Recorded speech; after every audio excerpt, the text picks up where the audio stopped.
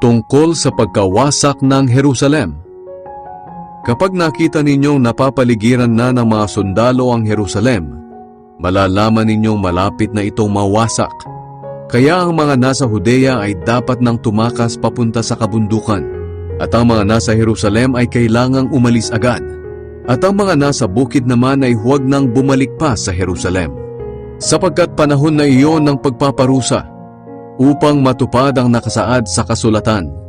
Kawawa ang mga buntis at ang mga nagpapasuso sa mga araw na iyon, dahil mahihirapan silang tumakas. Darating ang napakatinding paghihirap sa lupaing ito, dahil sa matinding galit ng Diyos sa mga tao rito.